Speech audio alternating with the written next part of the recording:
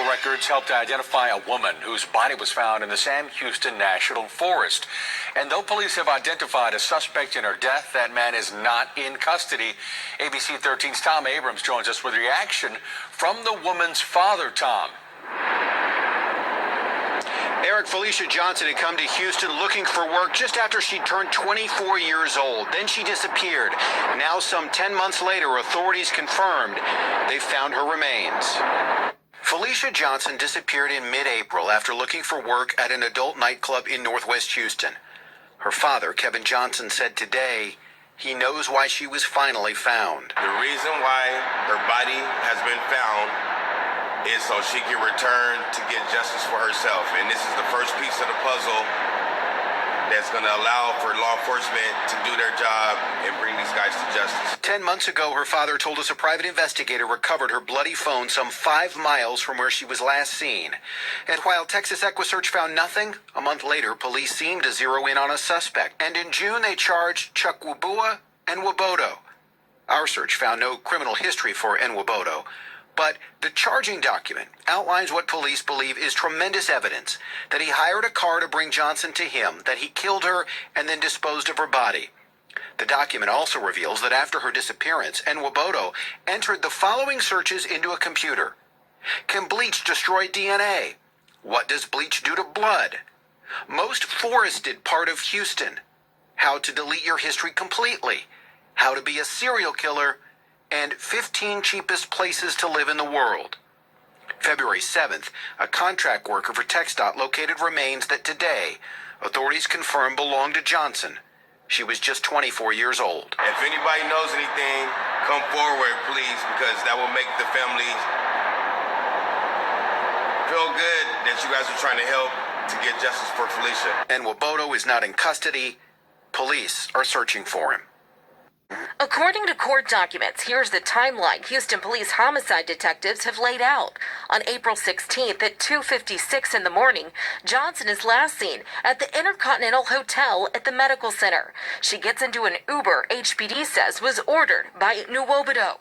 He responded, detectives say, to an ad Johnson placed online. The Uber took Johnson to NWOBODO's old address on Windchase. Then he picks her up and takes her to his apartment on South Richmond, according to police. An hour later, his car is seen on surveillance video leaving the complex. And at 5:12 in the morning, Johnson's phone connects with a cell tower near where her family finds it in Bear Creek Park later that day. The next 2 days, HPD says receipts show NWOBODO took out money, purchased supplies, and his internet searches included things like most forested parts of Houston. On May 13th, detectives got search warrants for his car and apartment. He was taken into custody during a traffic stop, but it's unclear when he was released. In the apartment, investigators found very strong support of Johnson's DNA, and in his car, a gun, knife, and shovel. My fear is now that, and hopefully I'm wrong, this is one of them cases where she's never going to be found. Man, we back with another crazy story, man, out of Houston, Texas, about a young lady losing her life. She came from California to Houston to look for a job after her 24th birthday. You know what I'm saying? She put on some ads or something. She was about to go and look for work at a local strip club or whatever.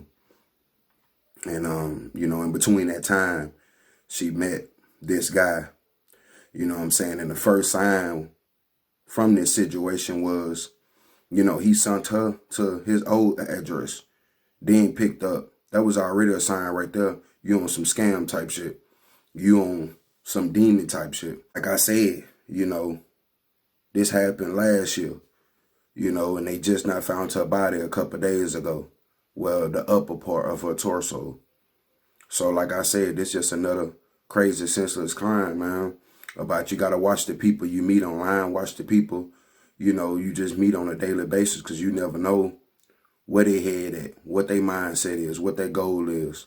You know what I'm saying? You got some sick, demonic people out here in this world. You know, you meet them one time, they want to kill you.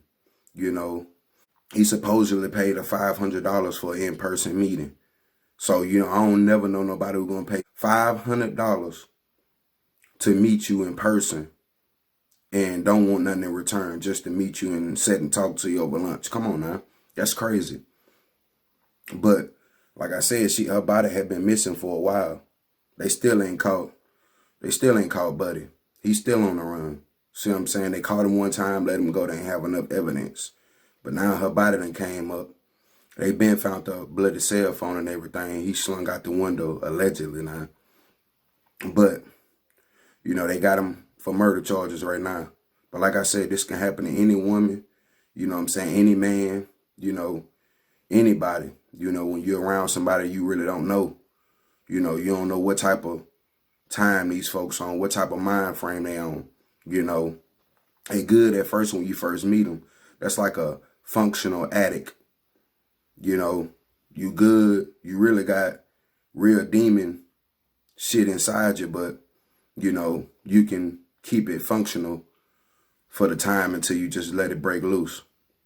And like I said, this is another crazy story, man, about a young lady losing her life. You know, met a guy she really didn't know, you know, and thought everything was going to be smooth. And unfortunately, she had to lose her life from this situation. And prayers goes to the family, and justice will get served. You know, like I said, they found her body, so they know that he killed her. And just let me know what y'all think about this crazy, senseless crime, man. We're in our last days. People doing crazy shit we can't explain. And again, prayers goes out to her family. Justice will be served. We out. Bow.